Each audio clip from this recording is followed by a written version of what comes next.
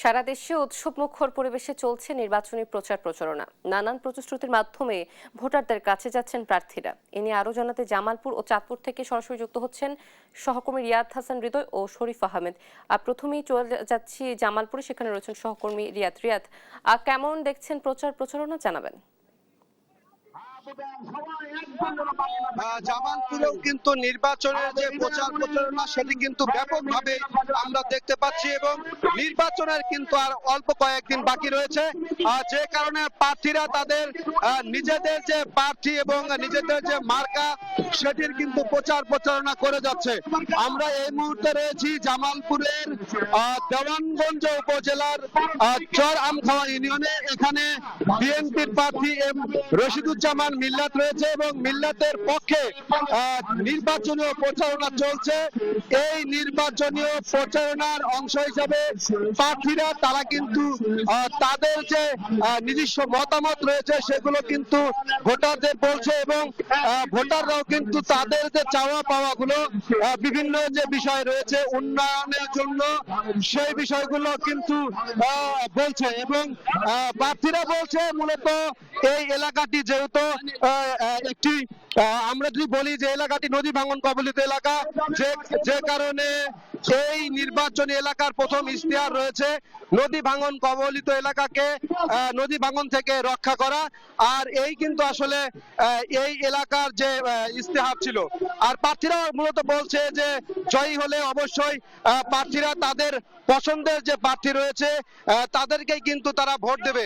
আর প্রার্থীরাও বলছে যে তারা তাদের যে কাজগুলো রয়েছে উন্নয়নের কাজগুলো রয়েছে সেই কাজগুলো কিন্তু তারা করবে, এমনটি কিন্তু বলছে।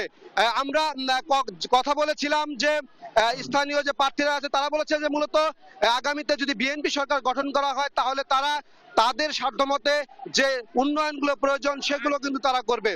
আসলে এই ছিল জামালপুর থেকে নির্বাচনীয় প্রচার প্রচারণার সর্বশেষ খবর। আমরা চলে যাব চাঁদপুরে রয়েছে আমাদের সহকর্মী শরীফ, আমাদের একটু জানাবেন আপনার চাঁদপুরে কেমন প্রচার প্রচারণা চলছে? সারা দেশের ন্যায় কিন্তু চাঁদপুরে জমে উঠেছে নির্বাচনী প্রচার প্রচারণা। আমি এখন রয়েছে চাঁদপুর 4 আসনে। এই আসনে 8 জন প্রার্থী রয়েছে, 8 জন প্রার্থী প্রতিদ্বন্দ্বিতা করছে। এর মধ্যে 3 জন প্রার্থীর মধ্যে কিন্তু হাড্ডাহাড্ডি লড়াইয়ের একটা সম্ভাবনা দেখা দিয়েছে। সকাল থেকে আমি রয়েছি সিংড়ি প্রতীকের প্রার্থী যিনি রয়েছেন এম এ হান্নান, তারা বাড়ি বাড়ি যাচ্ছেন। 15 নং রূপসা উত্তর ইউনিয়নের বিভিন্ন জায়গায় বাড়ি বাড়ি গিয়ে পথসভা করছেন। আমি এখন প্রার্থীর একজন সমর্থকের সাথে রয়েছি। আপনারা তো স্বতন্ত্র নির্বাচন করছেন, এই যে প্রতিশ্রুতি দিচ্ছেন এটা কতটা বাস্তবায়ন সম্ভব হবে? ধন্যবাদ। আমরা প্রতিশ্রুতি দিচ্ছি, আসলে আমরা প্রতিশ্রুতিতে বিশ্বাসী না, আমরা বাস্তবে বিশ্বাসী। আমরা যে প্রার্থীর পক্ষে কাজ করতেছি উনি এই ফরিদগঞ্জের, উনার নাম বলতে হয় না, ফরিদগঞ্জের দানবীর যদি একজন মানুষে বলে আরেকজনে বলে হ্যাঁ চিনি, উনি আলহাজ এম এ হান্নান। তো এই দানবী ফরিদগঞ্জের উন্নয়নের রূপকার, ফরিদগঞ্জ গরিব মানুষের আশার প্রতীক যিনি এই আলহাজ এম এ হান্নান সাহেব, উনার এই ফরিদগঞ্জে যেমন নেতাকর্মী আছে তেমন সমর্থক আছে তেমন ভোটার আছে। তাই এই সবকিছু নিয়ে আপনি একটু আগে বলেছেন 3 জন প্রার্থীর ভিতরে হাড্ডাহাড্ডি লড়াই।